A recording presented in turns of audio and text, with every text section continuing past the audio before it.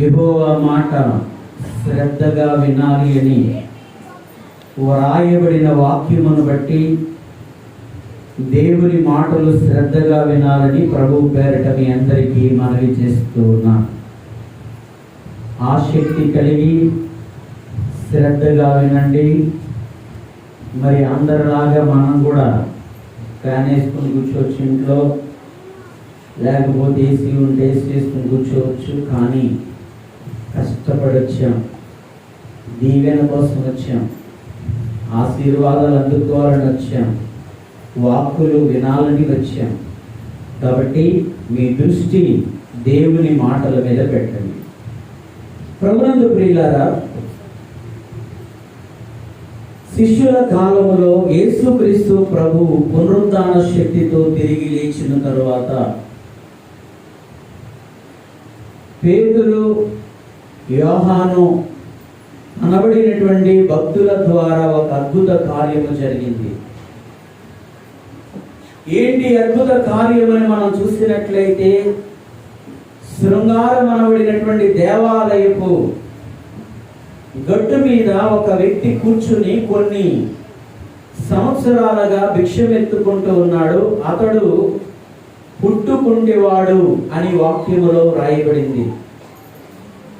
ఈ మాటలు మనకు 3వ అధ్యాయములో కనబడతాయి. అపోస్తుల కార్యముల గ్రంథం 3వ అధ్యాయములో ఈ మాటలు మనకు కనబడతాయి.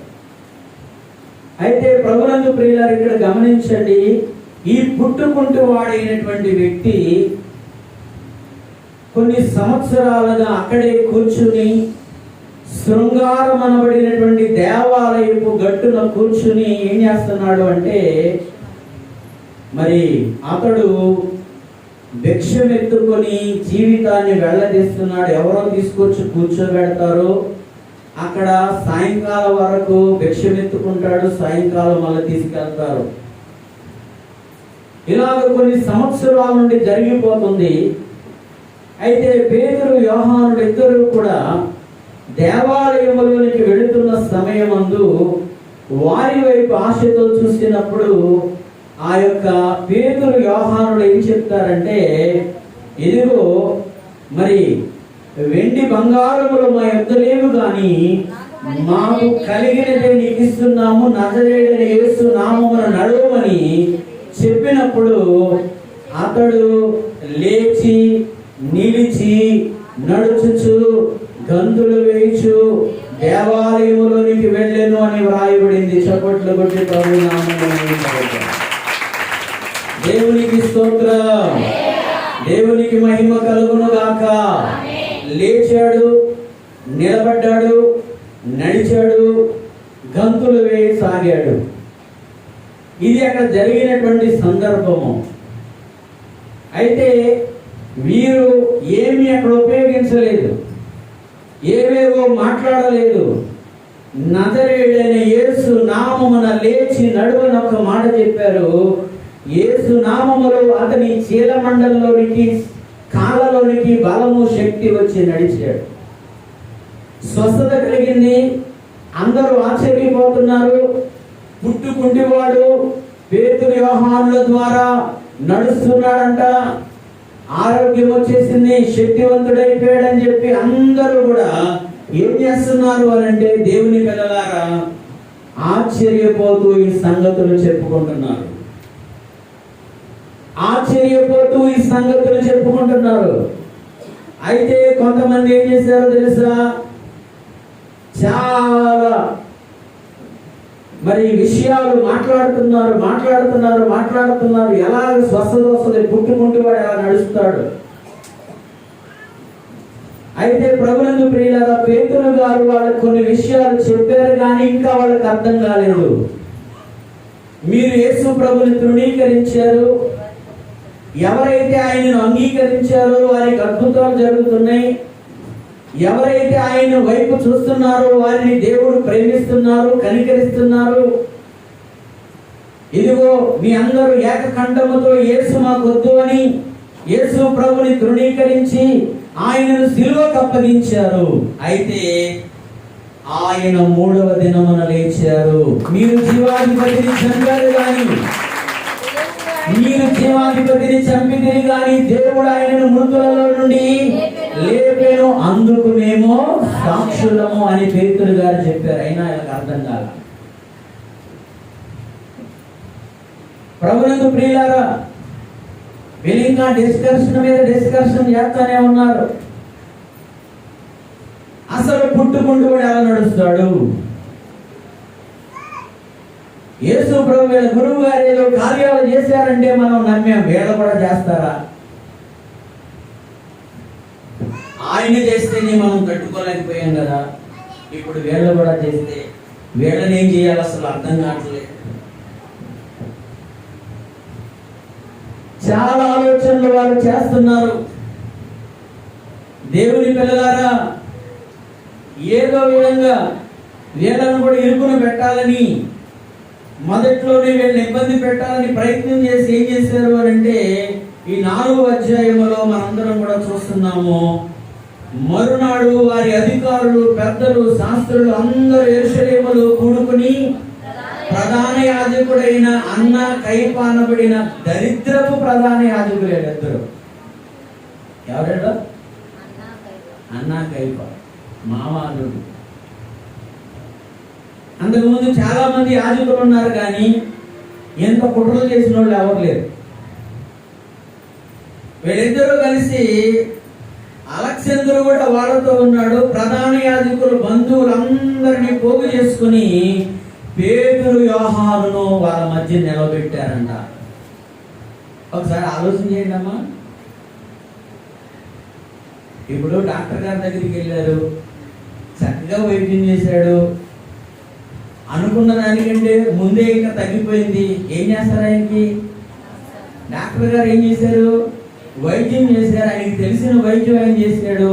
మీ బాడీ కూడా సహకరించింది, మందులు పనిచేసి చక్కగా వెంటనే తగ్గిపోయింది. తగ్గిపోయిన తర్వాత 10 రోజులు ఉండాలన్న ఆయన 5 రోజుల్లో వెళ్ళిపోమంటున్నాడు. ఆయన ఏం చేస్తారు? మీరు ఆయన దగ్గరికి వెళ్ళి మాట్లాడి చెప్తారా? పెద్దలో నిలబెడతారా? మాట్లాడండి మరి కదా. మరి ఏంటండి గ్యారెంటీగా ఉన్నారు?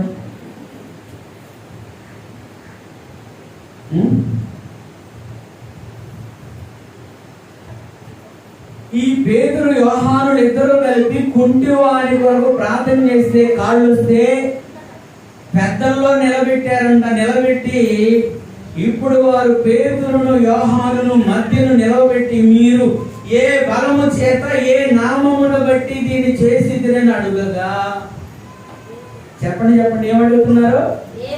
ఏ బలమును బట్టి, ఏ నామమును బట్టి మీరు ఈ పని చేశారు? కుంటివానికి కాళ్ళు ఏ నామములో ఇచ్చారు? ఏ బలము చేత కుంటివానికి మీరు కాళ్ళు ఇచ్చారని అడుగుతున్నారు. చెప్పాలా సమాధానం? పెద్దలు కదా మరి. దేవునికి అందరూ స్తోత్రం చెప్పండి. పెద్దలు అడిగితే చెప్పాలా? ఇప్పుడు పెద్దలందరూ నిలబెట్టి, పెద్దల మధ్య నిలబెట్టి, మీరు ఏ బలము చేత ఏ నామమును బట్టి ఈ కుంటివానికి కాళ్ళు వచ్చినాయి, కాళ్ళు ఇచ్చారు అని అడుగుతూ ఉంటే, ఇప్పుడు మీరు జాగ్రత్తగా ఇక్కడ ఒక విషయాన్ని గమనించండి. పేతురు గారంట వారి మధ్యన నిలబడి, పేతురు పరిశుద్ధాత్మతో నిండిన వాడై ఇట్లనెను, ప్రజల అధికారులారా, పెద్దలారా, ఆ దుర్బలునికి చేయబడిన ఉపకారమును గురించి, వాడు దేని వలన స్వస్థత పొందెనని నేడు మమ్మును విమర్శించుచున్నారు గనుక మీరందరూ,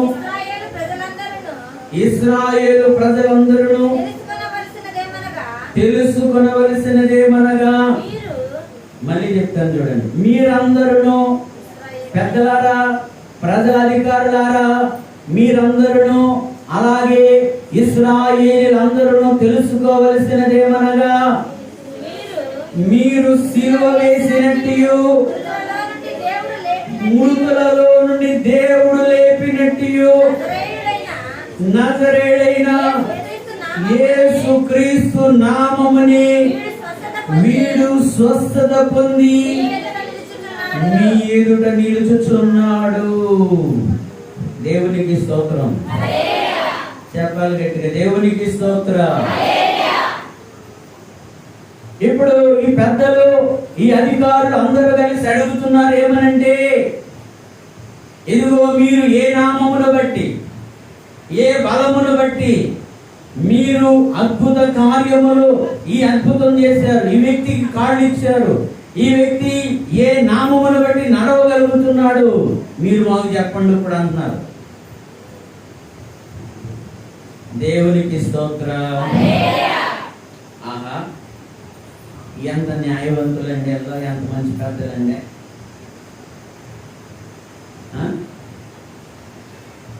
దేవునికి స్తోత్రం. గట్టిగా చెప్పండి, దేవునికి స్తోత్రం. ఇప్పుడు ఎలా ఉందో తెలుసా ఈ సంగతి?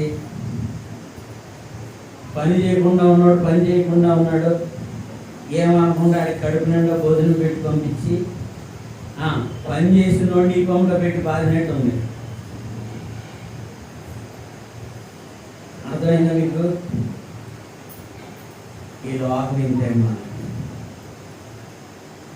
నేను ఎలాంటి మాటలు చెప్తున్నప్పుడు ఆమె అనాలి, అలేదు అనాలి మీరు. ఈ లోకం ఇంతే.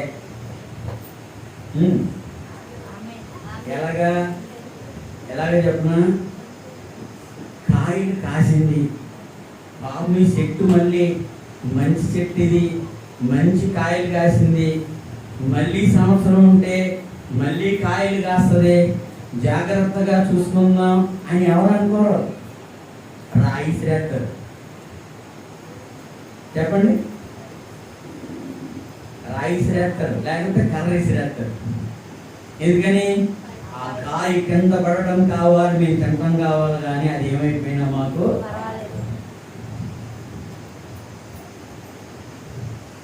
చూడండి, ప్రభునందు ప్రియులారా, కొంతమంది బాటిల్తో ప్రయోగాలు చేస్తున్నారు. ఇప్పుడు బాటిల్కి కర్రకి బాటిల్ కట్టి కోసుకున్నారు జాగ్రత్తగా. కొంతమంది ప్రకృతిని ప్రేమించేవారు, దేవుని ప్రేమ కలిగినవారు. చూడండి, ఇప్పుడు ఒక్కసారి ఆలోచన చేయండి.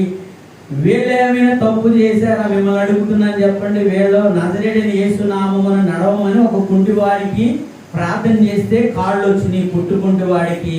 మరి వీళ్ళు ఏం తప్పు చేశారని ప్రార్థనలో నిలబెట్టారని?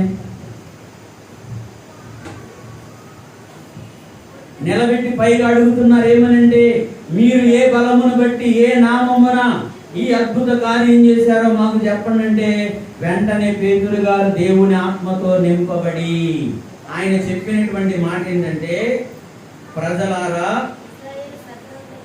ప్రజల అధికారులారా, పెద్దలారా. ఇప్పుడు మీరు ఒకసారి మనసుతో ఆలోచన చేయండి. దుర్బలుడు అని స్వస్థత పొందినోడిని అన్నాడా, పిలిచినోడిని అన్నాడా? పొందినోడిని అన్నాడు. ఈ దుర్బలునికి చేయబడినటువంటి ఈ కార్యమును గురించి మీరు ఎంత ఆనందం, ఎంత ఇబ్బంది పడిపోతున్నారే. ఆ దుర్బలునికి చేయబడిన ఉపకారమును గూర్చి వాడు దేవుని వలన స్వస్థత పొందే, దేని వలన స్వస్థత పొందేనని మీరు మమ్మల్ని విమర్శిస్తున్నారు. మీరు మమ్మల్ని విమర్శిస్తున్నారు. దేని వలన అతడు ఉపకారం పొందాడు, దేని వలన స్వస్థత పొందాడని మీరు అతనిని గూర్చి ఆలోచన చేస్తున్నారు. అయితే ఏం చెప్తున్నాడు తెలుసా? మీరందరూ, ఇశ్రాయేలు ప్రజలందరూ తెలుసుకోవలసినదేమనగా, మీరందరూ, ఇశ్రాయేలీలందరూ, వినువారందరూ తెలుసుకోవలసినదేమనగా, మీరు సిలువ వేసినట్టు, మృతులలో నుండి దేవుడు లేపినట్టు, నజరేయుడైన యేసుక్రీస్తు నామమున వీడు స్వస్థత పొంది మీ ఎదుట నిలుచుచున్నాడు. దేవునికి స్తోత్రం చెప్పండి అందరు గట్టిగా. దేవునికి స్తోత్రం, దేవునికి మహిమ కలుగును గాక. జాగ్రత్తగా వినాలండి, అందరూ శ్రద్ధగా వినాలి. మీరు ఏ బలమును బట్టి ఈ వ్యక్తిని స్వస్థపరిచారని అడిగితే పేతురు గారు చెబుతున్నారు, మీరు ఇశ్రాయేలు ప్రజలు తెలుసుకోవలసిన విషయం ఒకటి ఉంది. ఏంటో తెలుసా? మీరందరూ కలిపి ఏకకంఠముతో ఎవరొద్దు, ఎవరిని వద్దన్నారో, ఎవరిని గాయపరిచారో, ఎవరిని సిలువ వేశారో, ఎవరిని ఒంటరిని చేశారో, ఎవరిని మేకులతో బంధించారో, ఎవరిని సిలువ వేసి చంపారో, ఆ నజరేయుడైన యేసు నామముని ఈ వ్యక్తి స్వస్థత పొందాడు. దేవునికి స్తోత్రం, దేవునికి స్తోత్రం. మీ ఎదుట ఇతడు నిలబడడానికి కారణం ఎవరంటే మా గురువు గారు యేసు ప్రభువే. దేవునికి స్తోత్రం, దేవునికి మహిమ కలుగును గాక. కుంటి వారిని నీవు నడిపించావు, మూగవారితో నీవు పలికించావు. కుంటి వారిని నీవు నడిపించావు, మూగవారితో నీవు పలికించావు.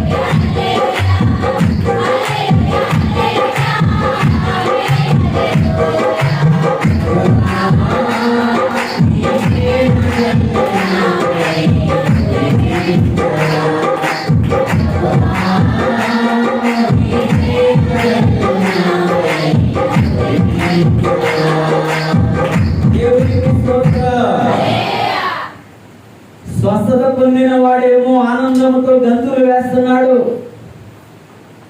ఆరోగ్యం వచ్చిన వాడేమో ఆనందంతో గంతులు వేస్తున్నాడు.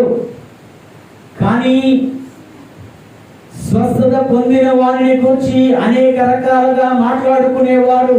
ఎలా స్వస్థత పొందాడు, ఇతను స్వస్థత పొందడానికి కారణం ఏంటని అన్వేషణ చేస్తున్నారు. చాలా మంది ఆశ్చర్యపోతున్నారు. కానీ కొందరు యేసు ప్రభు నామము వినబడకూడదు, యేసు ప్రభు నామము వినబడకూడదు, ఆ నామము వినబడకూడదనే కదా చంపామైన్ని, సిలువేశాం, 3 మేకులతో బంధించి చంపి ఆయన్ను బల్లెపు పోటు పొడిచి ఆయన చనిపోయాడు నిర్ధారణ చేసిన తరువాత వాళ్ళకి ఇస్తే తీసుకెళ్లి సమాధి చేస్తే ఆ సమాధిని కూడా బంధించేవా నామం వినబడకూడదని.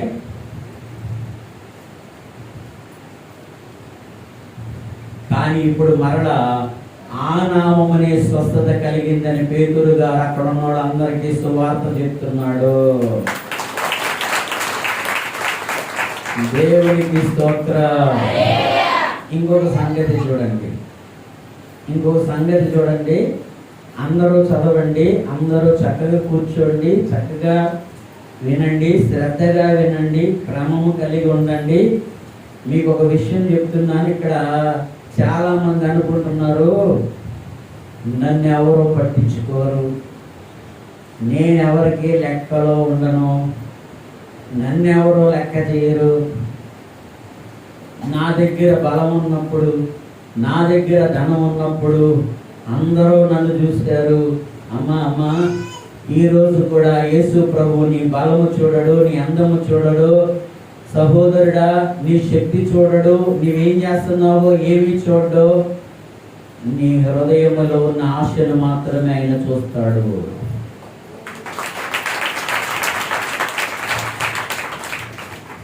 దేవునికి స్తోత్రం. ఇప్పుడు చెప్తున్నాడు చూడండి 11వ వచనం, ఇల్లు కట్టువారైన మీరు. ఓహో, ఎవరి మీద? ఇల్లు కట్టువారు. వీళ్ళకు ఒక బాధ్యత ఇచ్చాడు దేవుడు. ఏంటి బాధ్యత? ఇల్లు కట్టండి అయ్యా, ఇశ్రాయేలులను విశ్వాసములో స్థిరపరచండి, ఇశ్రాయేలు విశ్వాసములో బలపరచండి, దేవుని ఇల్లు మీరు కట్టండి. దేవుని ఇల్లు కట్టబడద్దనే కదా 430 సంవత్సరాలు బానిసత్వములో ఉన్న మిమ్మల్ని బయటికి తీసుకొచ్చి రాజులుగా యాజకులుగా నేను చేశాను, కనుక మీరు ఇల్లు కట్టండి అని వారికి బాధ్యత అప్పగిస్తే, ఇల్లు కట్టువారైనటువంటి ఈ యొక్క మత పెద్దలందరూ కలిసి ఇల్లు కట్టువారైనటువంటి మీరు నిషేధించిన రాయి, అసలు ఎవరికి మాకు వద్దే వద్దన్న రాయి ఎవరు అనంటే యేసు క్రీస్తు ప్రభు. దేవునికి స్తోత్రం.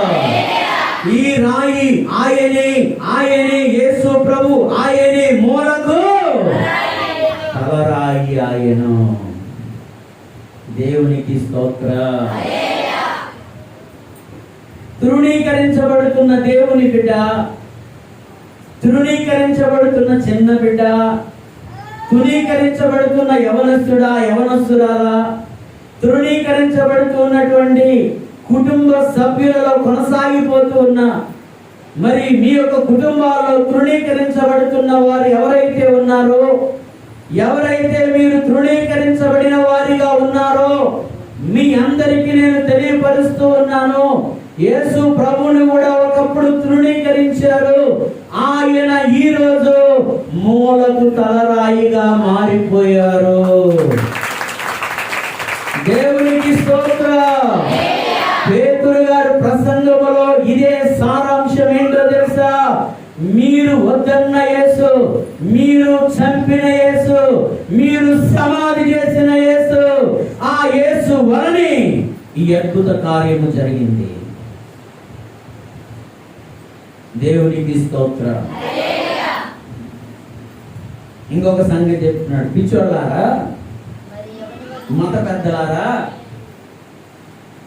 దేవుని ఇల్లు కట్టమంటే మతాన్ని కడుతున్నటువంటి మతోన్మాదులారా,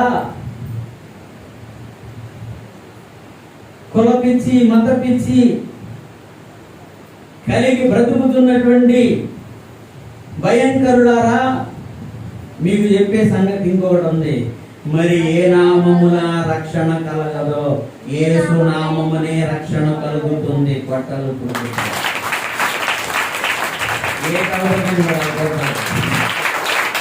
దేవునికి స్తోత్రం. దేవునికి మహిమ కలుగును గాక. మరి ఏ నామమున రక్షణ కలగదు? యేసు నామమున మాత్రమే రక్షణ కలుగుతుంది. దేవునికి స్తోత్రం.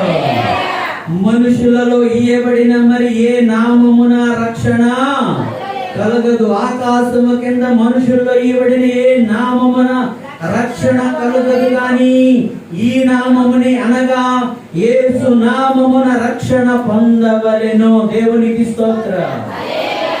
రక్షణ కావాలన్నా, స్వస్థత కావాలన్నా, నెమ్మది కావాలన్నా, ఆరోగ్యము కావాలన్నా, భయము పోవాలన్నా, క్షేమము కలగాలన్నా యేసు నామమే శరణం. దేవునికి స్తోత్రం. దేవునికి మహిమ కలుగును గాక. మరి ఏ నామమున రక్షణ కలుగదు?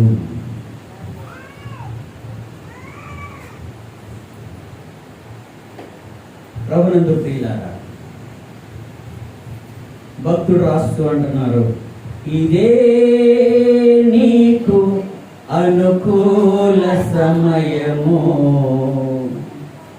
ఇదిగో ఇదే రక్షణ దినము,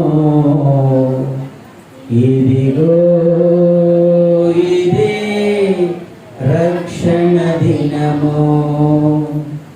ఈ దినమే నీకు రక్షణ దినము,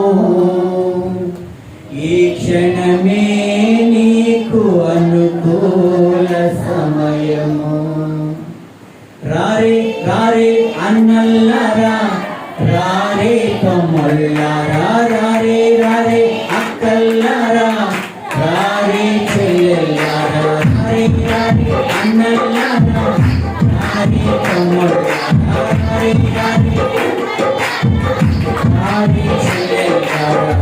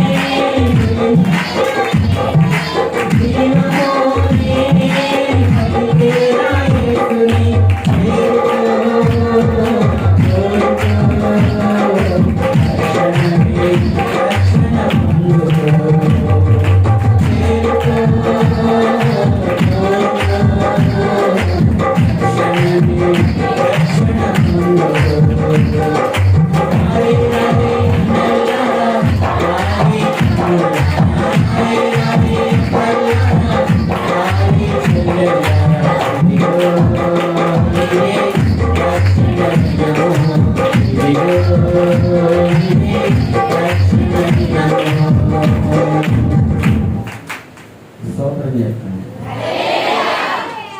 దేవునికి స్తోత్రం. ఏ నామమున రక్షణ? గట్టిగా చెప్పండి. చెప్తున్నారా మరి యేసు నామములో రక్షణ ఉందని? చెప్తున్నారా? యేసు నామములో రక్షణ ఉందని చెప్పేదే సువార్త.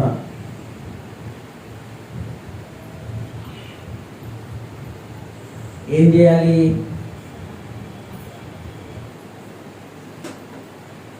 మీకు ఒక చక్కని పరిస్థితి చెప్తున్నాను. 2 విషయాలు చెప్తాను, జాగ్రత్తగా వినండి అందరూ. అమ్మలారా, అయ్యలారా,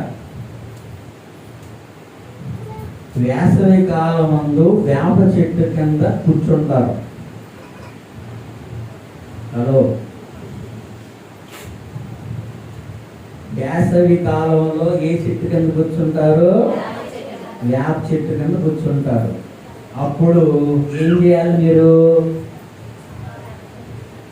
ప్రార్థన చేస్తారా? మా తల్లే, మా అమ్మ, మరణాతమ్మ వద్దు, ప్రార్థన ఒక్కట. ప్రార్థన నడిచే టయాలు ఉన్నాయి, ప్రార్థన నడిచే స్థలాలు ఉన్నాయి, అక్కడ చేసుకోండి ప్రార్థన. తెల్లవారుజాము 3 నుంచి 6 వరకు ప్రార్థన జరుగుద్ది. తర్వాత ఉదయం 10 గంటల నుంచి 12 వరకు ప్రార్థన జరుగుద్ది, నడిపింపు వస్తుంది. 3 నుంచి మధ్యాహ్నం 3 నుంచి 5 వరకు ప్రార్థన నడిపింపు వస్తుంది. లేకపోతే 7 నుంచి 10 లోపల నడిపింపు వస్తుంది. మిగతా టైంలో నేను చెప్పిన టయాలు కాకుండా మోకరించి చూడండి. సరే, ఇప్పుడు 4-5 కలిసి కూర్చున్నారు. అక్కడ ఏం చేయాలి? ఇప్పుడు యేసు వార్త అక్క నిన్న కాదు మొన్న మొదలుపెట్టింది పని చేయటం, లేకపోతే వ్యాపారం చేయటం, లేకపోతే అప్పుడే నాకు తీసుకొని ఇస్తున్నంత ఏమన్నా కలిసి వచ్చిందా? అదేదో 4 కూర్చున్న దగ్గర చెప్పండి, వాక్యం చెప్పుకోవడము, సాక్ష్యాలు చెప్పుకోవడము, దేవుడి గురించి మాట్లాడుకోవడము, లేకపోతే మీలో ఎవరొకరికి ఆ 4 ఒకరికి ఉండే ఉంటుందిగా. అమ్మగారు తెల్లారి ఎట్లా ప్రార్థన చేస్తున్నారు, మంచి మంచి ఘాటు షార్ట్లు పెడుతున్నారు, ఆన్ చేసి ఇదిగో చూడండి అని ఈ విధంగా మాట్లాడుకుంటే మంచిది. లేదు, మీరు వ్యాపారం చేసే వాళ్ళైతే మీ దగ్గరకు వచ్చినా, మీరు వెళ్ళి వ్యాపారం చేసే వాళ్ళు ఉన్నారు, మీరు ఒక చోట నుండి వ్యాపారం చేసే వాళ్ళు ఉన్నారు. మీ దగ్గరికి వచ్చిన వాళ్ళకి యేసయ్య గురించి, బైబిల్ మిషన్ గురించి చెప్పండి, దైవజన ధన్య జీవితాన్ని గురించి చెప్పండి, యేసయ్యలో ఉన్న రక్షణను గురించి చెప్పండి.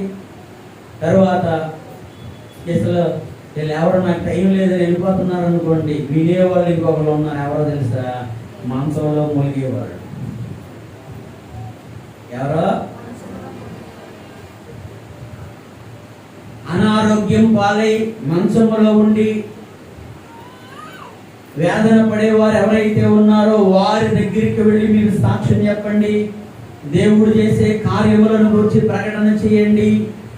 అంతగా కాకపోతే, అయ్యగారు మా ఇంటి పక్కన, మా ఇంటి దగ్గరలో ఫలానా వాళ్ళకి బాగోలేదు, మీకు కుదిరినప్పుడు వచ్చి ప్రార్థన చేయండి, ఏ టైంలో వస్తారో నేను ఉంటానండి చెప్పండి అని మాకు ఫోన్ చేయండి, వస్తాం, వాళ్ళకి ప్రార్థన చేస్తాం, వాళ్ళకి కొన్ని మాటలు చెప్తాం. దేవునికి స్తోత్రం, దేవునికి మహిమ కలుగును కాక. అంతేగాని మనసులో ఉన్న వాళ్ళ దగ్గరికి వెళ్ళి అంటారు అంటే అమ్మాయి చూడండి అందరూ నేను మీద ఇంకా నేర్చుకుంటాడు కొంచెం మనిషి. వారమైందమ్మా నేను వచ్చి చూసి, వారం మీద చాలా లాగేశాడు, ఇంకెంతైనా కష్టమే అంటే మనవాడికి ఉన్న బలం అంతా, బతుకుదానన్న నమ్మకం అంతా పోయి ఇంటికి వచ్చే ఆలోచనలు ఏంటో తెలుసా? ఇలాంటి వాళ్ళు వెళ్ళినప్పుడు అదే మంచి విశ్వాసం, ఏం భయపడకో, యేసయ్య ఉన్నాడు, ఆయన పునరుద్ధానుడు, ఆయన మరణము గెలిచి తిరిగి లేచిన వాడు, ఎవరినైనా స్వస్థపరచగలిగిన వాడు, ఇదిగో ఎలాంటి వారికి ఆరోగ్యం ఇవ్వగలిగినటువంటి వైద్యుడైనా, నువ్వేం భయపడకో, నేను ప్రార్థన చేస్తాను, మా సంఘంలో అందరం ప్రార్థన చేస్తాం, అందరికీ చెప్తాను, మాకు ప్రార్థన టీం ఒకటి ఉంది, ఆ టీంలో కలిపి మేము ప్రార్థన చేస్తాం, ధైర్యంగా ఉండు అన్నాడు అనుకోండి, సచ్చిన చేపలు ప్రవాహమును వెళ్ళని రావుగా, చచ్చిన చేపలు ప్రవాహముకు ఎదురుగా వెళ్ళని రావుగా,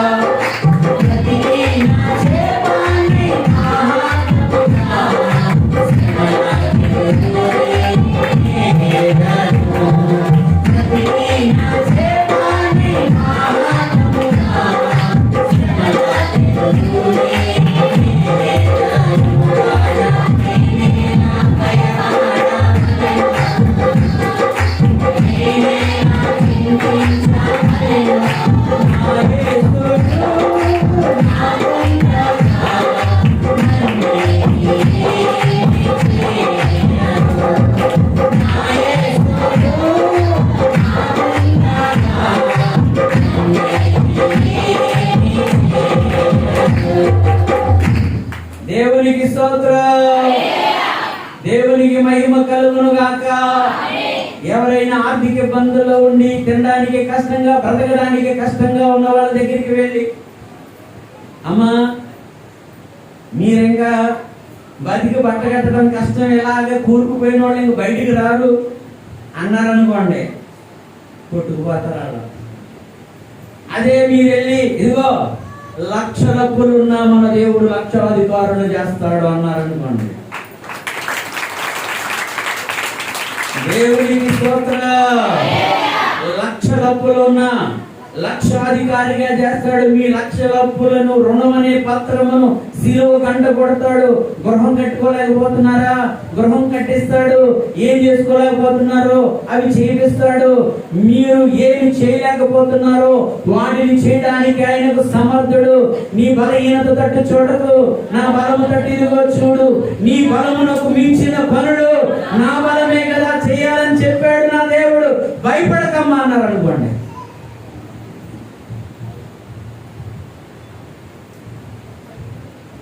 ఎదురీతాడు శ్రమలకి.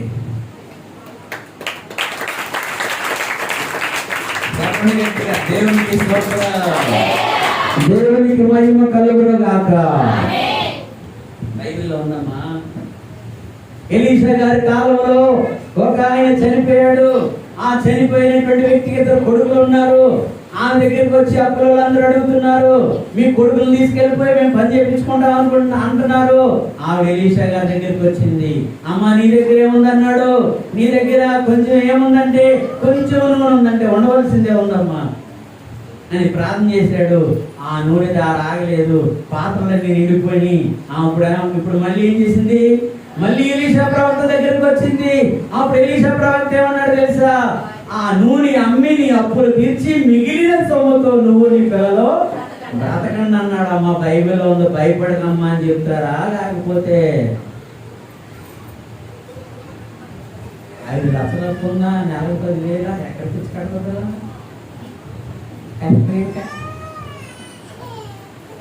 ఏంటమ్మా నీ కష్టమే. ఈ అవిశ్వాసపు మాటలు మీ జీవితంలో రానివ్వకండి, పలకండి. ఎవరి దగ్గర ఈ మాటలు పలకూడదు. దేవునికి స్తోత్రం. విశ్వాసంతో యేసయ్య వైపు చూడండి. దేవునికి స్తోత్రం. గట్టిగా దేవునికి స్తోత్రం. యేసు ప్రభుని గూర్చి ఈ కార్యములు మనము చూసినట్లయితే అపోస్తలుల కార్యముల గ్రంథం 3వ అధ్యాయం 15వ వచనములో, మీరు జీవాధిపతిని చంపితిరి గాని దేవుడు ఆయనను మృతులలో నుండి లేపెను, అందుకు మేము సాక్షులము. మృతులలో నుండి లేచిన యేసయ్య మనందరికీ చెప్పే సువార్త ఏంటో తెలుసా? భయపడొద్దు. పట్టండి చెప్పండి. మీకు సమాధానము కలుగును గాక. ఏం చెప్పాడు ఆయన?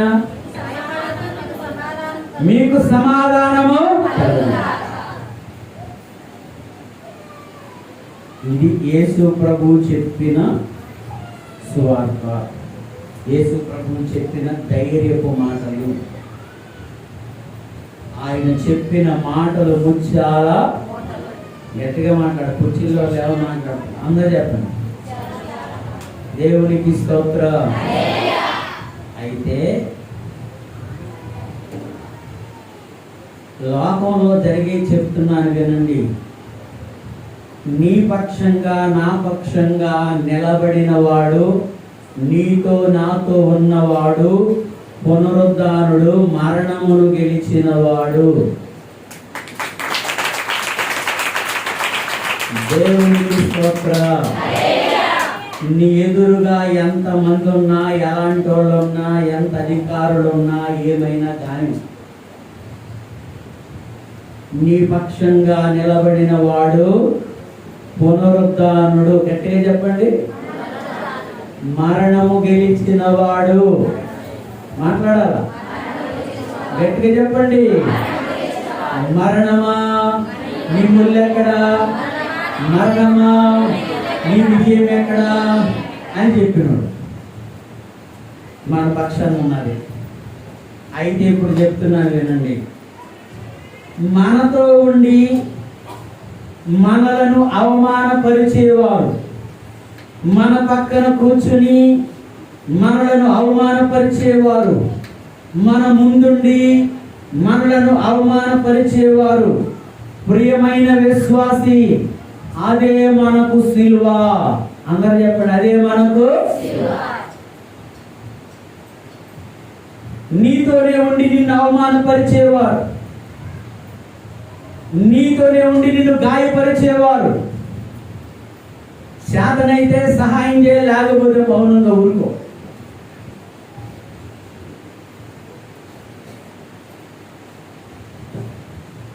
నీతోనే ఉండి నిన్ను అవమానపరిచేవారు, నీతోనే ఉండి నిన్ను గాయపరిచేవారు, నీతోనే ఉండి నిన్ను వేధించేవారు ఈ లోకములో ఉన్నారు. విశ్వాసికి అదే సిలువ. అయితే ప్రభునందు ప్రియులారా, వీళ్ళెవరో తెలుసా? యేసు ప్రభు సిలువ కార్యములో బరబ్బా లాంటి వాళ్ళు, అన్న కైపా లాంటి వాళ్ళు, పిలాతు లాంటి వాళ్ళు నీతోనే ఉండి నిన్ను గాయపరుస్తున్నారు, నీతోనే ఉండి నిన్ను బాధ పెడుతున్నారు, నీతోనే ఉండి నీ గురించి చెడ్డ మాటలు పలుకుతున్నారు. నీ ద్వారా బ్రతికి నీ గురించి చెడ్డ మాటలు పలుకుతున్నారు. నీ ద్వారానే పోషింపబడుతూ నిన్ను గురించి చెడ్డ మాటలు పలుకుతున్నారు. నీ ద్వారానే బలపడి, నీ ద్వారానే విశ్వాసములో స్థిరపడి నిన్ను గురించి చెడ్డ మాటలు ఎలా పలుకుతూ ఉన్నప్పుడు ప్రభునందు ప్రియులారా, అది నీకు సిలువ. కానీ నీ వెనక ఉన్నవారు ఎవరో తెలుసా? పునరుద్ధానుడు. దేవునికి స్తోత్రం. ఒకప్పుడు అదే సిలువ గుండా నేను వెళ్ళాను బిడ్డ, భయపడకు. రెండవ రోజున పునరుద్ధాన శక్తితో తిరిగి లేచే ఒక రోజు ఉంది. దేవునికి స్తోత్రం. దేవునికి మహిమ కలుగును గాక. శ్రమ పడుతున్నావు, గాయాల పాలయ్యావు, అవమానపరచబడ్డావు, తలెత్తుకోలేకపోతున్నావు. కానీ సర్వశక్తి కలిగిన దేవుడు తెలియజేస్తూ ఉన్నటువంటి మాట ఏంటంటే, ఆ శ్రమలు నాకు 2 రోజులే ఉన్నాయి, 3వ రోజు ఆ శ్రమలు నన్ను బంధించలేదు. అదే పునరుద్ధానం. దేవునికి స్తోత్రం. దేవునికి మహిమ కలుగును గాక. ఈ చెడ్డ ఆలోచన చేసేవాళ్ళు, పిల్ల పిత్రేగాళ్ళు,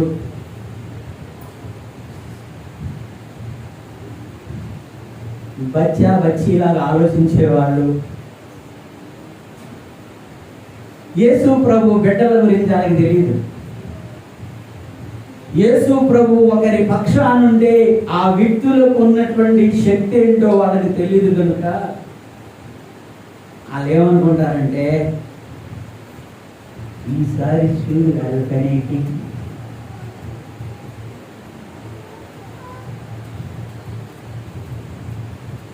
నేను అడుగుతున్నాను, అమ్మా యేసు ప్రభుని చంపారు, మాట్లాడండి. చంపలేదా? మాట్లాడమే, మరి చెప్పండి. యేసు ప్రభుని చంపారు, సమాధి చేశారు. ఆ వంచకుడు సజీవుడై ఉన్నప్పుడు నేను 3వ దినాన్ని లేస్తానన్నాడు. ఒకవేళ శిష్యులు చెత్తుకుపోయి ఆయన లేచాడని చెప్తారేమో. సమాధిని భద్రం చేద్దాం, గొలుసులేసి బంధించి రోమా సామ్రాజ్యపు సీనేసేద్దాం అని వేసేసారు. పునరుద్ధానం ఆగిందా? పట్టండి మరి చెప్పట్లేదు. దేవునికి స్తోత్రం. బలమగు మరణ ద్వార బంధములు నిన్ను పట్టకపోయెను. బలమగు మరణ ద్వార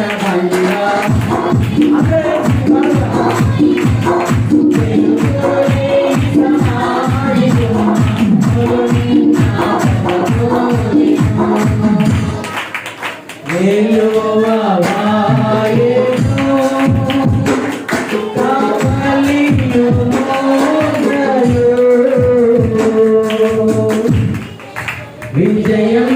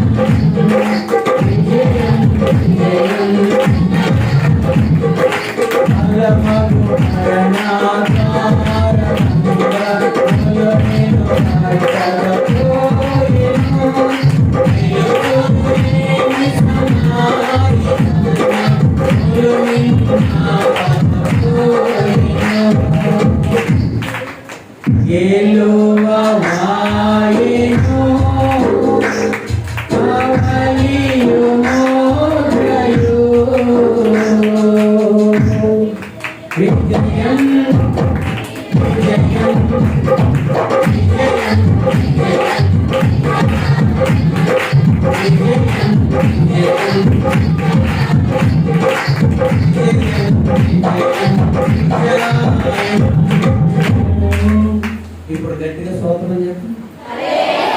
దేవునికి స్తోత్రం. అందరికి చూడండి.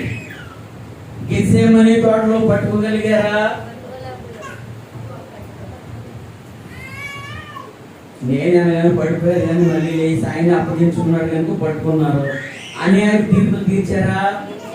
తీర్చారు. కొరడ దెబ్బలు కొట్టారా? ముఖం మీద ఉమ్ములేసారా? ఎవరికైనా ఇష్టమా ఊపించుకుంటాం? ముఖం మీద అంటారు ఎవరన్నా?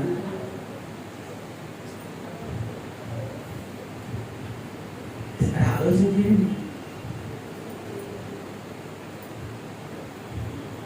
ముసుగులు వేసి గుద్దారు, అరిచేతులతో సరిశారు, అవమానపరిచి తీసుకుని వెళ్ళి పిలాతు ఎదుట నిలబెట్టి ఆయన సిలువేయండి సిలువేయండి సిలువేయండి సిలువేయండి కేకలేశారు, సిలువేశారు, 3 మేకులతో బంధించారు, డొక్కలో బల్లెం పొడిచారు. అయితే ఆయన్ని చంపారు. ఆయన్ని ప్రేమించిన వాడు తీసుకెళ్లి ఆయన్ని సమాధి చేశారు. అయితే ఆయన పునరుద్ధానమును ఎవరైనా ఆపగలరు?